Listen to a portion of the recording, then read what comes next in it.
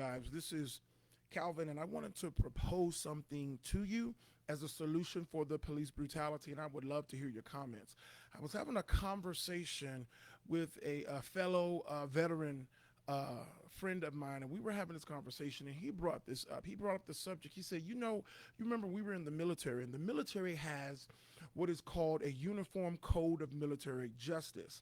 Not only that, as a non-commissioned officer in the military, there is a creed of the non-commissioned officer. And the first statement of that creed in the military for the non-commissioned officer is no one is more professional than I.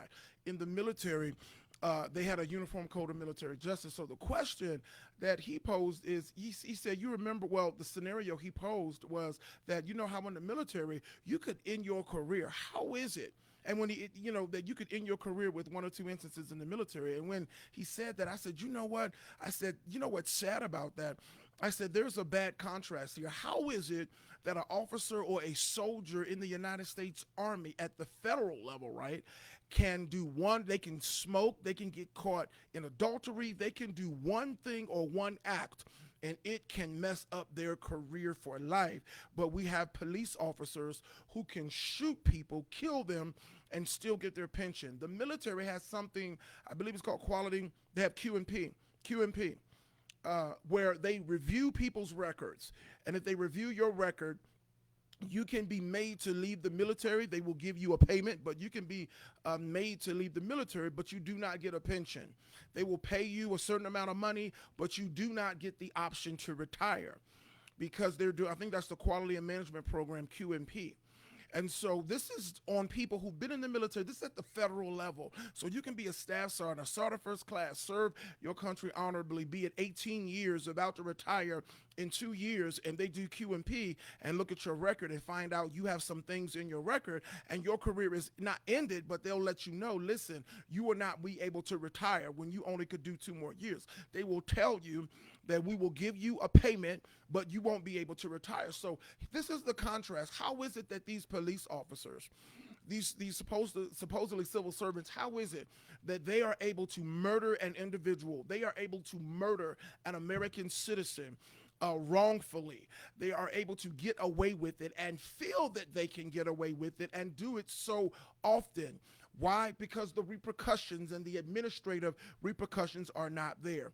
If we change policy, if at the federal level it needs to be implemented, that for police officers, they need to have it where if a police officer kills or murders someone unjustly, that they lose their pension, they lose their retirement, or that retirement goes to the family the person that they killed. Because these police officers, and I was talking with the gentleman, and he was like, can a police officer in one city leave and go to another state and another city and be rehired? There needs to be a uniform system of record for police officers throughout the whole country. There needs to be a uniform system of tracking all police officers and their records universally within the whole country. Understand what I'm saying? And this policy, this needs to be a program and a database that's created where everything that these police officers have done in their record is in one easy to access database. And when they get a smear on their record, it needs to be law, it needs to be in policy that if they murder someone unjustly, that they lose their pension, not only lose their job, but they lose their retirement. And that retirement or that money plus some needs to go to the family. But if you have these officers that will lose their retirement, making stupid decisions, they will basically affect their family, then this will be something that can help to reduce it. It's not just that. And I'll say this. When you have police officers, if we, in the case of, the Floyd situation recently, if you have a case and you have a police officer who is corrupt, and that police officer is doing something wrong, and other police officers are bystanders and allowing him to get away with it, you don't just have one corrupt cop, you have multiple corrupt cops. So when you have one corrupt cop in a department, then the whole department is corrupt. One of the things about leadership is when you have bad police officers, they are a direct reflection of their leadership. So it also needs to be in policy that when these things happen, like in this case that we have with Floyd, that when a police officer murders somebody unjustly, not only do they lose their pension, not only do Does monies need to be rewarded to the people who were killed? The officer needs to lose their pension. They should never be allowed to operate as a police officer ever again. And everybody in their leadership chain should be replaced. Their direct supervisor, his supervisor, and whoever the department chief of for that police station. They need to do it like they do it in the military.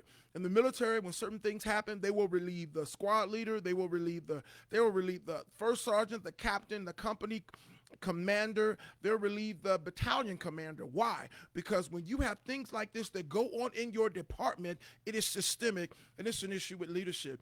So the solution to the problem is to institute a law federally that says that when police officers kill people and they murder people and it's found that this is what they did and you have evidence, that they lose their pension, number one. Number two, that they are never allowed to be a police officer ever again. Number three, that everybody in their leadership, at least 2 to 3 levels up, need to be fired or they need to resign.